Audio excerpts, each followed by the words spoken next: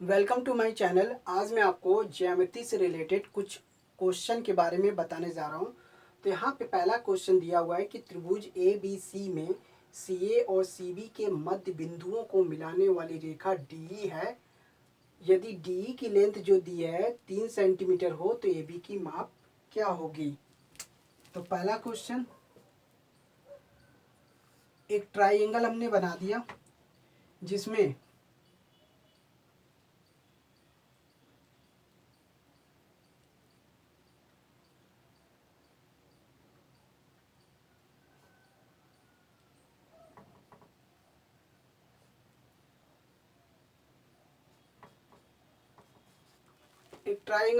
जिसमें हमने नाम दे दिया ए बी सी। कंडीशन ये कहता है कि सी ए और सी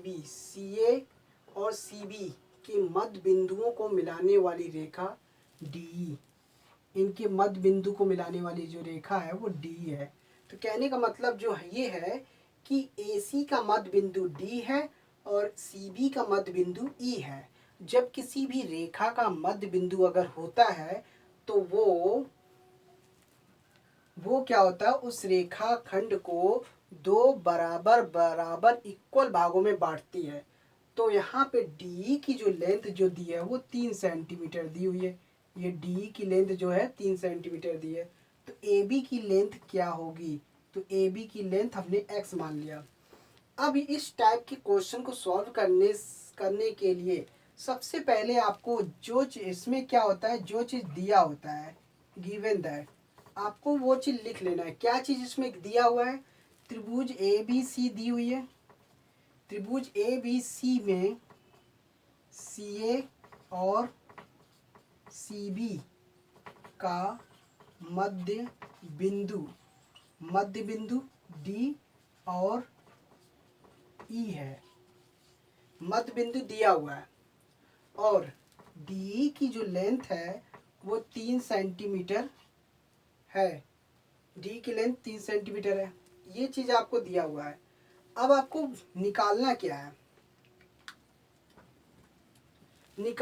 है, यानी कि ज्ञात करना। तो सेकंड स्टेप में ज्ञात करना लिखेंगे, यानी कि गिवन द फाइंड आउट। तो आपको निकालना क्या है, ए बी की लेंथ आपको निकालने हैं। इस तरीके से लिख लेंगे। अब कंडीशन में जो बोला है त्रिभुज ए बी सी में सी ए और सी बी का मध्य बिंदु डी है और ई है। अब इनका गणना करनी है। जब आपको फाइंड आउट करना होता है तो यहाँ पे गणना लिखेंगे। तो इस टाइप के क्वेश्चन में आपको गणना निकालना होगा, क्योंकि फाइंड आउट में हमेशा गणना निकालेंगे। सबसे पहले दिया हुआ निकालेंगे, पहले जो चीज़ गिवन है उसको लिख लेंगे, फिर जो फाइंड आउट करना है उसको लिख लेंगे और उसके बाद कैलकुलेशन दिखाएंगे। तो यहाँ पे आपका क्वेश्चन में त्रिभुज ए बी सी में सी ए और सी बी का मध्य बिंदु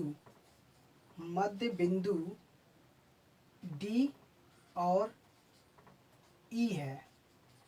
मध्य बिंदु डी और ई है। तो कहने का मतलब क्या है, जब मध्य बिंदु है तो यहाँ पे सी डी जो होगा वो ए डी के इक्वल होगा और सी ई जो होगा वो ई बी के इक्वल होगा। या हम इसको ऐसे भी लिख सकते हैं, ये ए सी की जो लेंथ होगी वो 2 सी डी के इक्वल हो सकती है और यहाँ पे बी सी की जो लेंथ होगी वो 2 सी ई के इक्वल हो सकती है। इसको इस तरीके से हम शो कर सकते हैं। इतना इस तरीके से शो कर सकते हैं। अब यहाँ पे रूल्स क्या कहता है कि अगर कोई रेखा त्रिभुज की दो अन्य भुजाओं को प्रतिच्छेद कर रही है और तो तीसरी भुजा के समांतर है, तो वो यहाँ पे अनुपातिक वाला नियम लगाएंगे। समरूप के त्रिभुज का नियम लगाएंगे। तो क्या नियम कहता है कि हमें लेंथ क्या दी है, हमें ये वाली लेंथ दी, ये वाली लेंथ दी है। तो यहाँ पे हम क्या कर सकते हैं, सी डी अनुपात ए सी डी की जो लेंथ है वो हमने ए सी के पूरी लेंथ ले ली और इज इक्वल होगा, वो डी की जो लेंथ होगी वो ए बी के अनुपात के इक्वल होगी। इस तरीके से ये हमने ले लिया।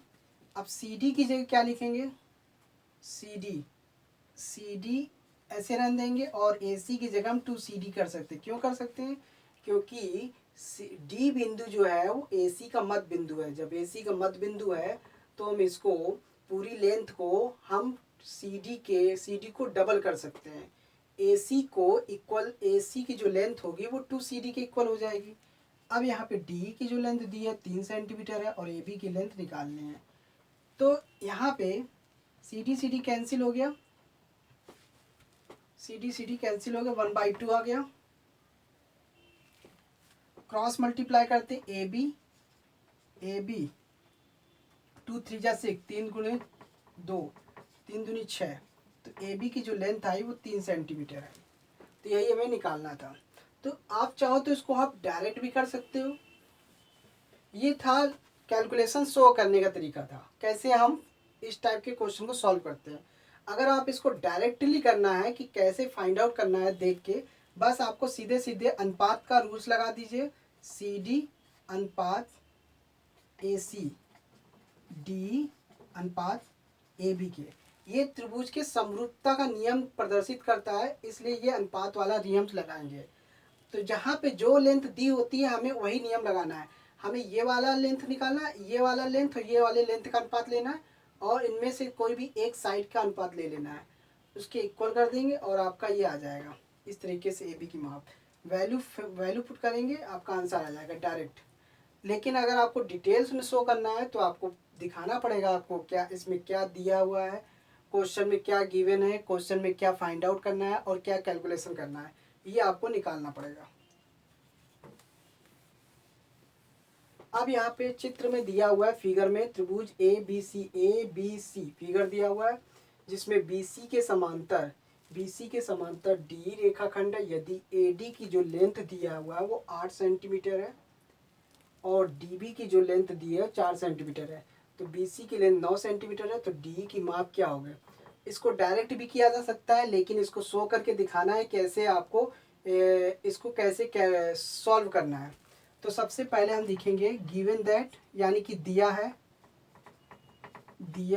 क्या दिया हुआ है, दिया है त्रिभुज ए बी सी में बी सी के समांतर डी रेखाखंड है। तो बी सी के समांतर डी रेखाखंड है, खींचा हुआ है। ए डी की लेंथ जो दी हुई है वो 8 सेंटीमीटर है और डी बी की जो लेंथ दी है वो 4 सेंटीमीटर है। बी सी की लेंथ 9 सेंटीमीटर है। जो चीज़ दिया हुआ है उसको आप लिख लेंगे और उसके बाद ज्ञात करना है, यानी कि फाइंड आउट करना है। डी की माप, क्वेश्चन मार्क लगा देते हैं, डी की माप निकालना है, गणना। इसके बाद आपको गणना लिखनी है। क्या करना है, सीधे सीधे त्रिभुज ए बी सी में अब ये तो पता है कि क्या दिया हुआ, आपको अनुपात क्या दिया हुआ, ये वाला अनुपात लेना है और ये वाला अनुपात लेना है। कहने का मतलब आधा अनुपात और पूरी लेंथ, ये वाले से ये वाला अनुपात। तो यहाँ पे त्रिभुज के समरूपता के अनुपात का नियम लगाना है। तो क्या कहता है, ए डी अनुपात ए बी के, डी अनुपात बी सी के। बस ये आपको लगाना पड़ेगा त्रिभुज के समरूपता के नियम के आधार पर।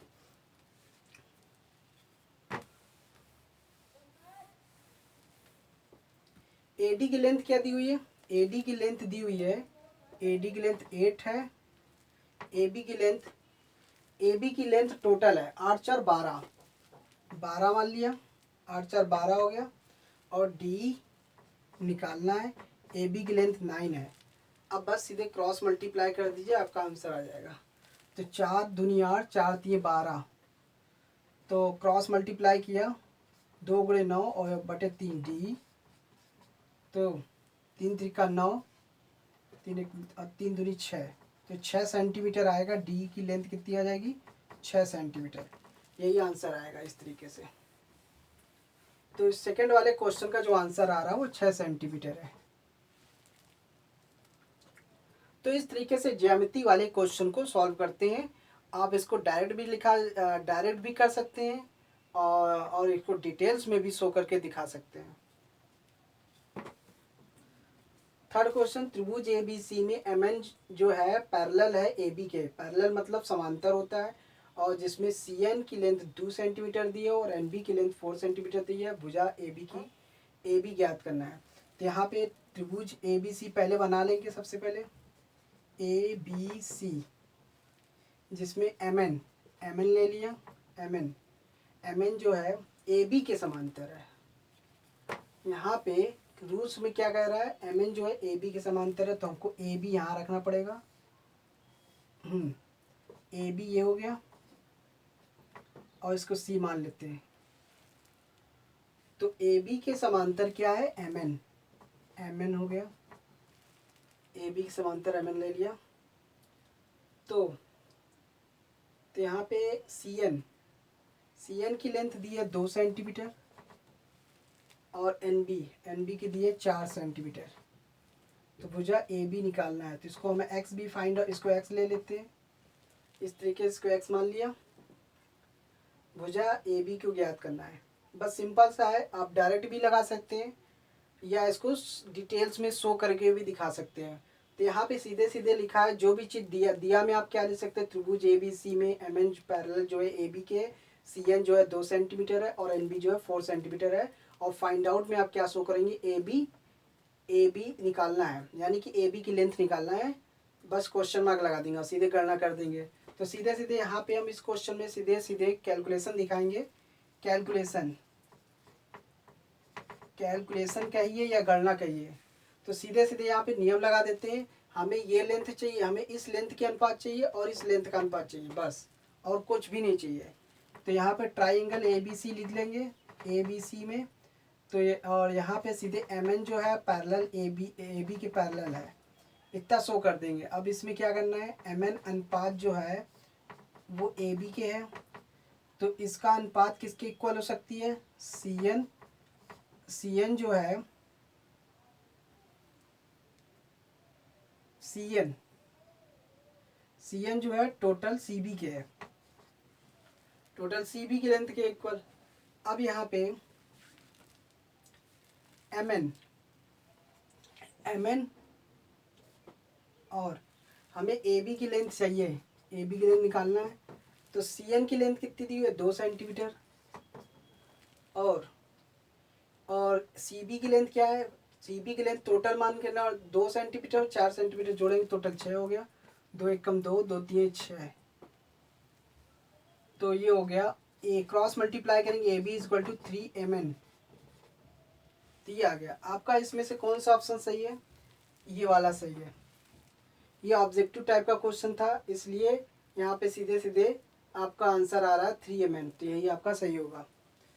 तो जब भी आपको ज्यामिति से रिलेटेड क्वेश्चन मिलेंगे तो आपको डिटेल्स, अगर आपको डिटेल्स में लिखना हो तो सीधे सीधे ये तरीका अपनाइएगा, अप्लाई करिएगा। अगर आपको शॉर्टकट तरीका अपनाना है तो सीधे सीधे जो चीज़ आपको चाहिए बस आप वो रेशियो लिख लीजिए और तुरंत आप उसमें वैल्यू पुट कीजिए और आंसर निकल जाएगा आपका। तो thanks for watching my video, धन्यवाद।